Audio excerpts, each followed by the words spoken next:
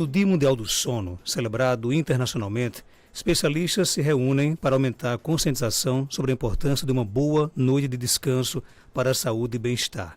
No Panorama 95 de hoje, a professora doutora Fabiana Gonçalves, especialista em cronobiologia, e Rafael Botelho, acadêmico de medicina, discutem as pesquisas e as ações realizadas no Seridó Potiguar, com destaque para a campanha de higiene do sono de 2025. Juntos, eles irão falar aqui sobre a importância da saúde do sono e como as ações da Escola Multicampo de Ciências Médicas têm impactado a comunidade local e o Estado. Professora doutora Fabiana Gonçalves, seja bem-vinda aqui ao nosso Panorama 95. Bom dia. Bom dia Marcos Dantas, bom dia a todos os ouvintes, colegas que estão participando desse momento conosco, desse projeto que já tem uma continuidade de aproximadamente 10 anos. Então é sempre satisfatório estarmos aqui, sempre nesse mês de março, mas sempre a continuidade é o ano todo nessas ações. E em março a gente dá essa ênfase, a gente coloca isso mais em alta, porque isso é uma campanha de conscientização mundial. Então, por isso esse destaque, a gente traz isso também para o nosso Seridó, para o nosso Caicó. Rafael Botelho, seja bem-vindo aqui ao nosso Panorama 95. Bom dia, Rafael. Bom dia, Marcos. Bom dia a todos os ouvintes da Rádio Rural. Um prazer retornar a essa casa para falar sobre outro tema tão importante. Toda vida que eu venho aqui é sempre gratificante. Notícias boas, inclusive, né? Isso. Ô, professora, como é que surgiu aí o grupo de pesquisa Ritmos Biológicos e Medicina do Sono aqui na nossa escola? Bem, falar desse início é muito satisfatório porque minha formação é em Recife e eu fui para Natal fazer pós-graduações e lá tivemos essa base de formação, de pesquisa sobre a cronobiologia e a medicina do sono. E o início do curso aqui é marcado com a minha presença, desde 2014, também com o professor Pacheco, que também veio nesse mesmo percurso. E juntos, estudamos essa similaridade de temas. E desde 2016 a gente veio realmente colocando isso de forma mais institucional. Embora em 2015 a gente já fez a primeira jornada de sono. Ou seja, já foi realmente pegando o ensejo da primeira turma, já colocando isso dentro do currículo acadêmico, dentro também de uma disciplina optativa que nós oferecemos. E para consolidar em termos de projetos de pesquisa e de extensão, a gente fez o início dessa base de pesquisa, não só juntando esses elementos da MCM, mas também com outros parceiros da Facisa e também do campus de Natal. Essas ações, elas acabam ajudando a promover a saúde do sono aqui no Seridó também? Sim, a continuidade dessas ações é o que vem destacando essa campanha de conscientização, de educação, digamos assim. Pensando na saúde e pensando como o tripé da saúde também tem que ter o sono como incorporado a isso. Se sem falar de exercícios, sem falar de alimentação, o sono agora é apontado dentro da OMS, a Organização Mundial de Saúde, como sendo o tripé da saúde. Então, essa bandeira não é eletiva, não é de escolha, é realmente uma funcionalidade que precisa ser respeitada. Só que para isso precisa também ter uma ampliação dessa conscientização. Rafael, como é que a saúde do sono tem sido abordada no seu curso e nas suas pesquisas? Pensar em saúde do sono é entender que isso faz parte hoje de nossa rotina. Cada vez mais a rotina que a gente tem no dia a dia, seja de trabalho, seja de estudo, faz com que a gente vá reduzindo as horas de sono para compensar isso nas atividades diárias. E aí como é que isso ajuda? Ajuda tanto do ponto de vista pessoal, porque é importante conhecer sobre a saúde do sono para conseguir se preservar diante de todas essas atividades. É claro que em alguns momentos a gente vai sacrificá-lo. Infelizmente, a gente vai ter esse costume, esse hábito, que não é correto, de sacrificá-lo, mas ao mesmo tempo ajuda a entender, opa, eu preciso parar, eu preciso respirar, meu sono é tão importante quanto, porque o sono, por exemplo, uma boa noite de sono garante aprendizado, garante memória, e do ponto de vista de pesquisas, ajuda além de promover a saúde do sono em outras áreas. As pesquisas, inclusive, que nós desenvolvemos, geralmente colocamos o sono ligado a outras questões, a gente pode falar mais sobre isso, de modo a favorecer ao cuidado do paciente de uma forma integralizada, que é justamente como a gente pensa a medicina hoje. Existe hoje pesquisa no Seridó com relação a essa questão do hábito de dormir no Seridó? Nós terminamos a fase de coleta de dados no ano passado, uma pesquisa que envolvia diabéticos e em relação ao como o sono impacta na saúde dos pacientes diabéticos e aí, consequentemente, na variação glicêmica. Nós estamos agora em fase de análise de todos esses dados para começar a publicar, mas, por exemplo, a gente já via o quanto que uma boa noite de sono fazia com que a variação glicêmica fosse menor.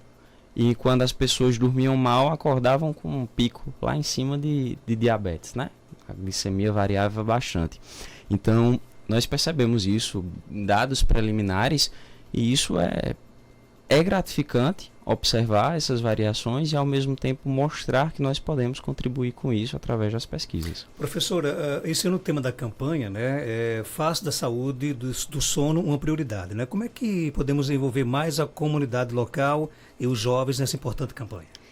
Falar de sono é algo muito entrar na casa do indivíduo, do paciente, das pessoas. Porque a gente tem esse hábito e é tão comum e é tão gratuito, digamos assim, que a gente acaba não valorizando. Então, quando a gente fala de estratégias de melhorar o sono, a gente está falando de medidas não farmacológicas, algo que ambientalmente, né, ou seja, o seu ambiente pode ter algumas orientações para que possa ter um sono de qualidade, não só de forma ambiental, mas comportamental, né, como alguns hábitos, ingestão de álcool, de cafeína, práticas de exercícios físicos. Então, esse rol de ações, eles também se ampliam quando a gente vai pensando nas orientações no campo cognitivo. O que é isso? Eu ter consciência do meu sono. Pelo menos observá-lo como um componente importante, diário, necessário. Eu digo que é intransferível, inadiável, imprescindível, que precisa ter essa visão de cuidado. Então, se a gente tem um cuidado com a alimentação, já é algo mais difundido. Se a gente precisa ter um cuidado, né, digamos, de forma genérica, o sono ele precisa desse olhar. E quando a gente fala dessa conscientização, a gente está querendo isso, entender, né, quais são as crenças, o que é que leva o indivíduo a pensar que ele tem que ser uma máquina, porque que ele incorpora, e não é, nunca será. Né? Então, a gente precisa entender, tirar um pouco do que está em torno dessa imposição que o sono tem que ser adiado, o sono tem que ser burlado, o sono não precisa ser cuidado, e na verdade é o contrário de tudo isso. Tem até uma máxima que, quando eu morrer um dia eu vou descansar, vou dormir eternamente, né? Então não tem para que ter pressa. Não é por aí, né? Na verdade, a gente diz que o sono, né, classicamente falando, é um descanso diário, como fosse uma passagem, né, para que a gente esteja bem no outro dia. Então, é um ciclo de continuidade, esse sono e a vigília. Então, a gente prima muito o que a gente vai fazer durante o dia, mas para que eu esteja bem cognitivamente, para que eu esteja bem metabolicamente, eu preciso ter uma noite também garantia disso. Então, não é à toa que antes de nascer, né, o bebê já na barriga da sua mãe, ele já tem episódios de sono. Então, é algo que já nasce dele, já nasce como necessidade vital. E os bebês têm uma natureza distinta, né, dessa necessidade, e isso tem mudanças ao longo da vida, mas o sono está presente como característica inerente, né, do ser humano. Rafael, o que você tem observado em relação aos efeitos do sono na saúde dos idosos? E como é que isso impacta a qualidade de vida dessa população idosa? Olha só, o sono ele é muito importante nessa população, em diversos sentidos. O idoso, naturalmente, ele vai começar a ter uma mudança de padrão. Na verdade, nós temos uma mudança de padrão do sono em cada fase da vida. Se pegar o bebezinho, ele vai dormir o dia todo. À medida que vai crescendo, ele vai definindo melhor os horários. Mas aí, retornando para não fugir da pergunta para os idosos. Os idosos, eles vão tendo também um padrão de sono que é distinto. E aí, por exemplo, um idoso que não dorme bem à noite, e eu estou lá no hospital agora, Hospital CESP, o idoso que não dorme bem à noite, ele acorda com sonolência e essa sonolência promove queda. Essa queda fratura o fêmur e fêmur é responsável por 50% de mortalidade em 2 anos nesse idoso. Aí eu já demonstro estatisticamente a importância de um idoso dormir bem. Criar hábitos, criar uma higiene para poder dormir bem. Por quê? Porque senão ele começa a ter riscos de queda, riscos de fratura. É um exemplo. Isso também prejudica o cognitivo, como em qualquer fase da vida, reduz a chance de aprendizado, reduz aí o efeito de memorização. Tem gente que diz que o idoso, o idoso não lembra de alguma coisa anormal. Não, nem esperado. O pensamento do idoso pode ser um pouco mais lentificado do que o nosso, faz parte do processo de envelhecimento, mas ele precisa estar consciente daquilo que está fazendo. E o sono é uma das características que ajudam a isso. É um dos grandes fenômenos do nosso corpo que permite que a gente concatenize todas as ideias e a partir disso possa levar uma vida tranquila.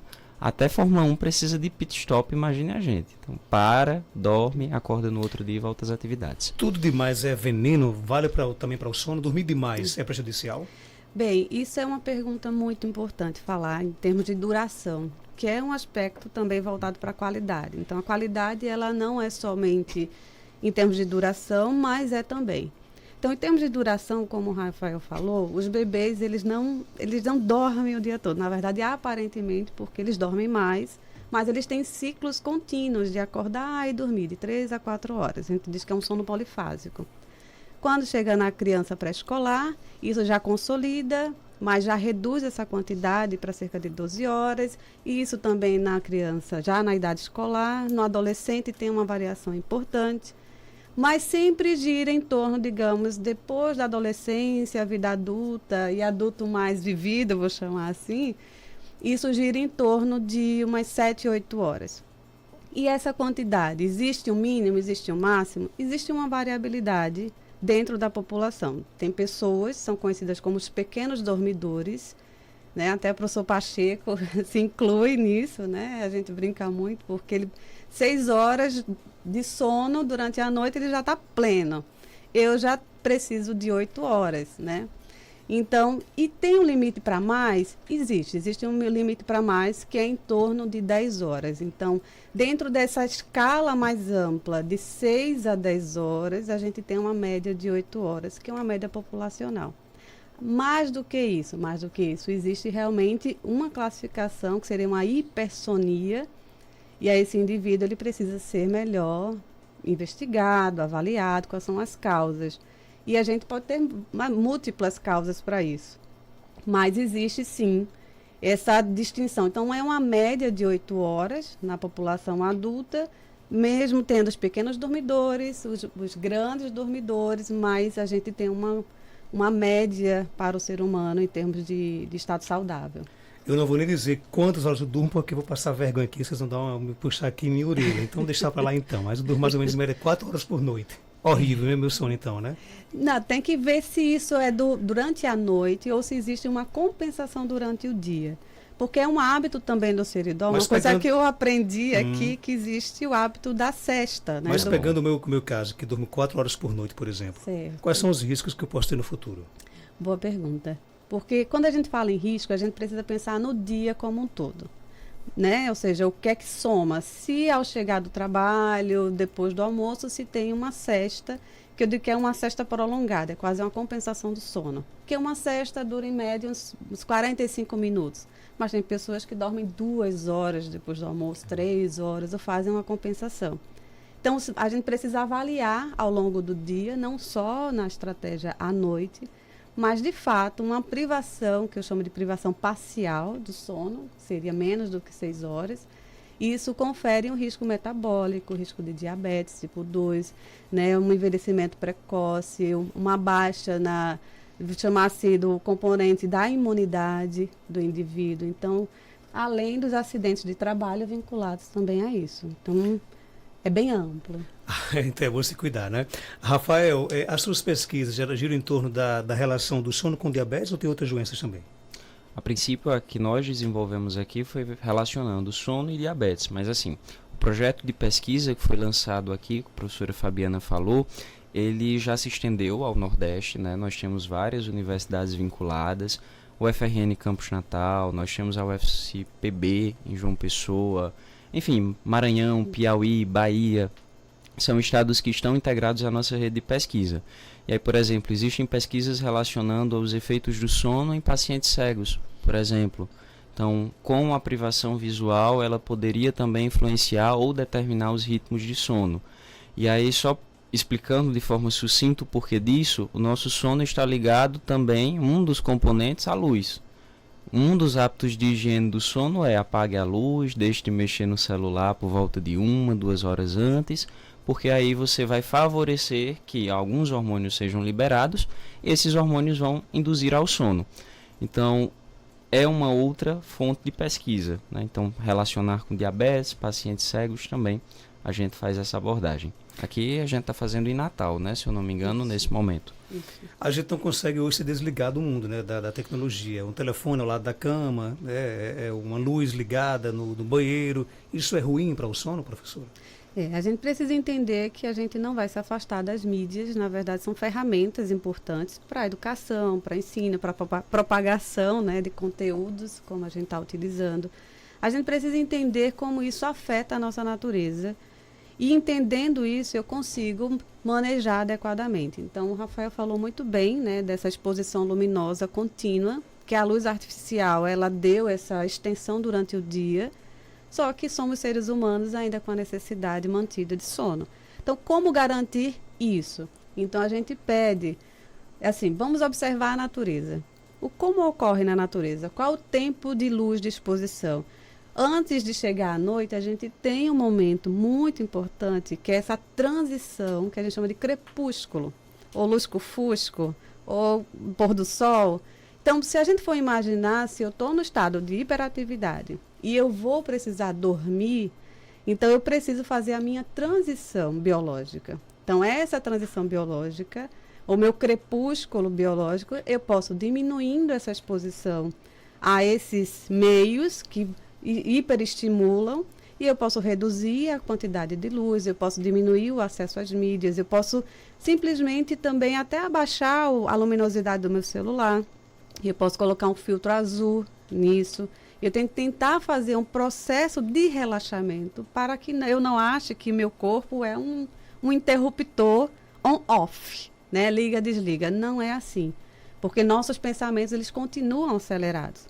Então, se a gente vai dormir com os pensamentos acelerados, os pensamentos durante o sono continuam acelerados e parece que eu vou receber alguma notificação, alguma coisa para responder. Então, isso fica reverberando. Então, pensa no crepúsculo e tenta fazer uma aplicação para o seu corpo. Aqui no nosso WhatsApp, tenho 41 anos, faço prática esportiva diariamente, mas sempre acordo cansado, acordo várias vezes durante a noite. Durmo muito mal, independentemente do horário, se durmo cedo ou mais tarde.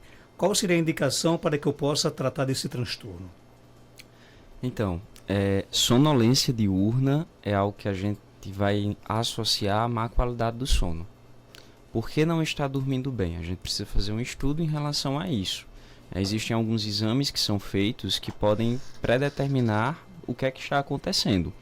Uma das grandes doenças desse século e que estão muito associadas a essa sonolência diurna seria justamente a apneia obstrutiva do sono. Ele não percebe que durante a noite ele vai acordando várias vezes sem perceber, e aí consequentemente chega de manhã e ele diz, dormi a noite todinha, mas na verdade não dormiu.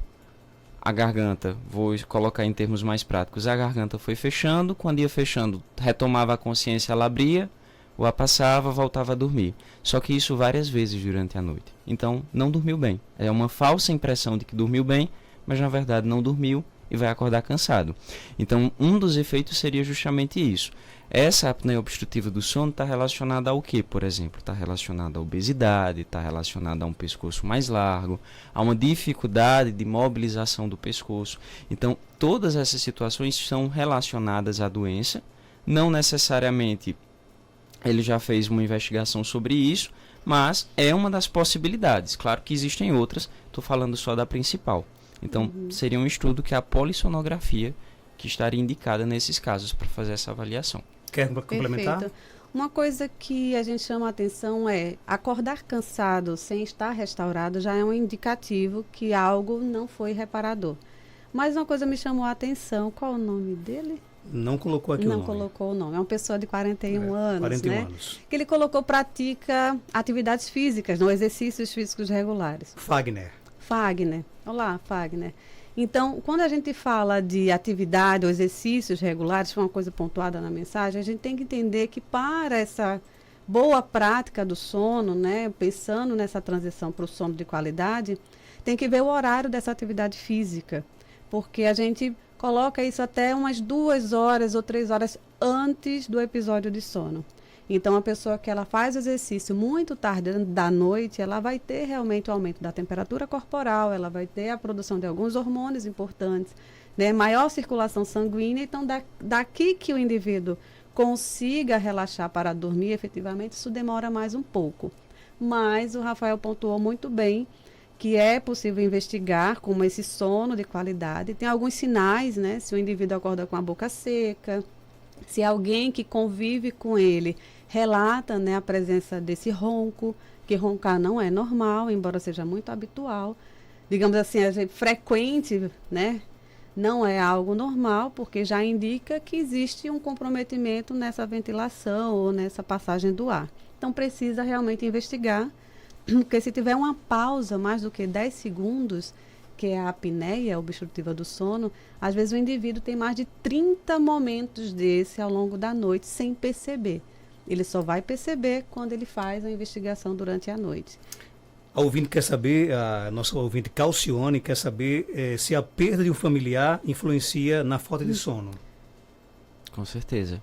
Ela até conta que o esposo dela perdeu a mãe, né, há poucos dias e não consegue mais dormir com regularidade. E aí? Tá mais do que justificada a perda de sono. Acredito que tenha perdido recente, inclusive.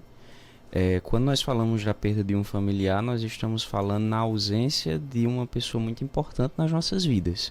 E isso vai mudar a nossa rotina em vários sentidos. Se você faz uma mudança de uma casa para outra, que você tirou todos os móveis do lugar, quando você volta para aquela casa é um eco. É um espaço que está totalmente modificado naquele instante. E isso vai trazer repercussões, inclusive, para o sono. Então é natural que se vá dormir e não se consiga, porque o pensamento está muito acelerado. Até a professora Fabiana falou disso em algum momento. O pensamento está tão acelerado, lembrando do passado, lembrando das histórias, lembrando do processo que levou ao falecimento, que acaba desconcentrando do dormir. A mente ela não para, ela fica ali frequentemente acelerada e acaba tendo essa dificuldade, o que nós chamamos de insônia inicial. É não conseguir iniciar a dormir. E também a insônia de manutenção.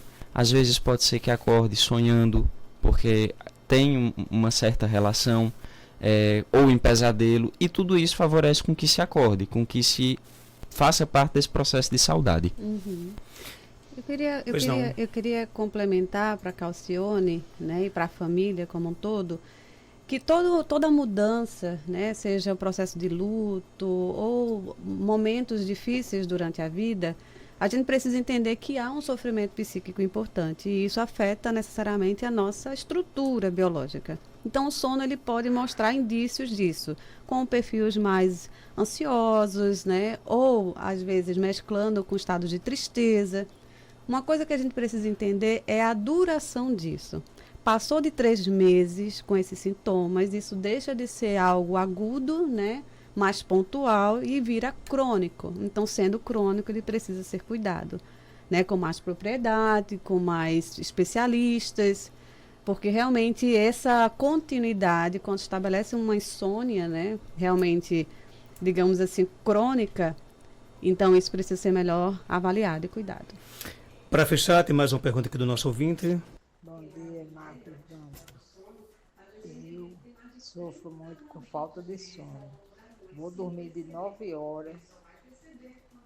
Quando é 1 hora, 2 horas eu acordo.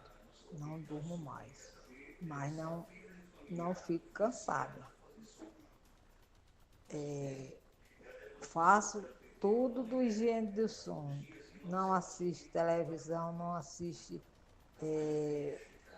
celular antes de dormir, apago todas as luzes,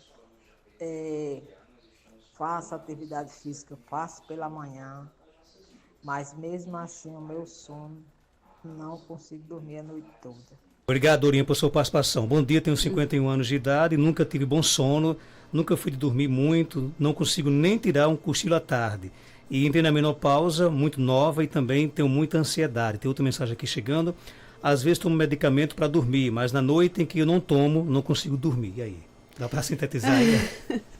Foi muita coisa, pode começar. Eu vou organizando aqui. Bem, vamos pensar nessa possibilidade, principalmente mulheres, né? As mulheres, elas têm um papel social muito importante, né? E essa continuidade de ações gera um estado de ansiedade alarmante, né? Muitas vezes até negligenciado.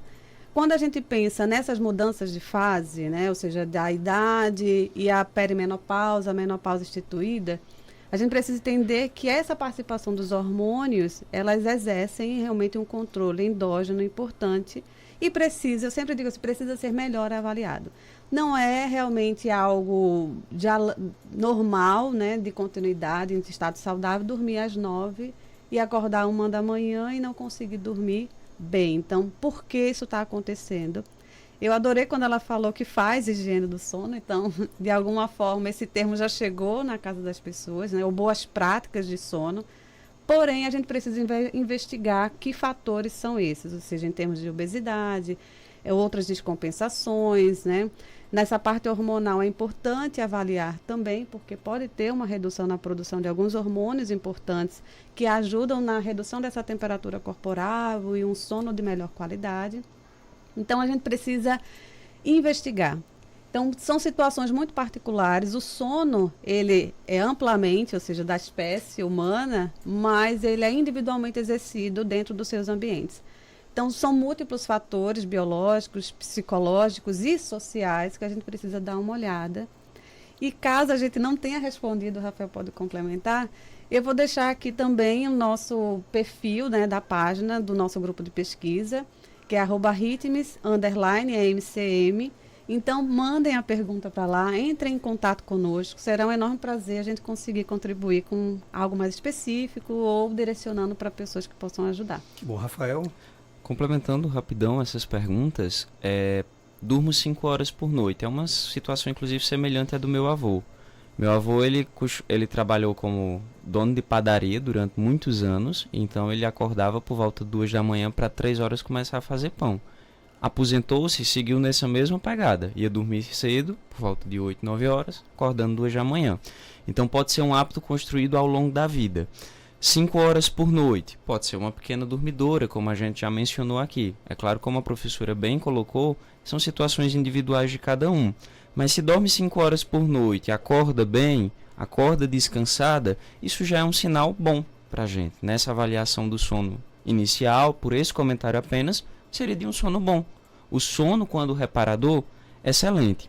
Não dormir muito pode ser uma característica da nossa vida, da nossa rotina, certo? Não conseguir dormir durante o dia, mesma coisa. Eu, por exemplo, tinha muito hábito de sestas durante o dia, 30 minutos ali depois do almoço. Perdi porque agora minha rotina já não me permite. Então, pode de fato acontecer isso, e sobre o uso de medicações precisa estar bem indicada. Nós sabemos que muitas das medicações usadas para dormir, elas causam dependência a longo prazo, que são os benzodiazepínicos. Então, clonazepam, diazepam, essas classes de medicamento, a longo prazo pode levar a quedas, pode levar a sonolência diurna, pode levar a uma diminuição da cognição, do processo de aprendizagem. Então a gente precisa ter, vai fazer medicação? Em algum momento pode ser necessário, mas pode, não deve. Primeiro higiene do sono, primeiro atividade física, primeiro exposição à luz, primeiro medidas que não causem dependência e tolerância a longo prazo. Obrigado por sua participação aqui no nosso programa. Muitíssimo obrigado, Marcos, pela oportunidade que vocês me deram mais uma vez de retornar aos potentes microfones da Rádio Rural. Sou muito feliz. De fato, sigam o conselho da professora, acessem o ritmes_MCM. A gente fala bastante sobre sono nessa página. Todos os ouvintes, um forte abraço e sempre que precisarem, estou à disposição de vocês. Professor, algo mais a acrescentar? Bem, o Rafael é muito, generoso com as palavras de agradecimento, então eu faço minhas também as palavras dele. E dizer que é uma enorme satisfação estarmos aqui, nessa roda de conversa, vou chamar assim, mas um espaço muito curto. E lembrar que a nossa ação desse ano, marcada inicia com as entrevistas, só que a gente vai ampliar. Essa semana do sono, na verdade, a gente prolongou para ter mais ações, inclusive, voltadas para a comunidade. A gente vai fazer ações de março a maio. Então, a gente vai ter realmente momentos em espaços públicos, como a Ilha de Santana e Feira Livre. A gente também vai ter rodas de conversas específicas dentro da universidade. Então, a gente precisa ampliar um pouco mais esse Dia Mundial do Sono, que foi agora no dia 14 de março, a gente vai ampliar com um projeto que abarque, né, que consiga trabalhar mais a população. E aí eu convido a todos para que nesses momentos a gente possa ter maior interação e corresponder a essas demandas tão urgentes e necessárias. 8 horas e 45 minutos, estamos ficando por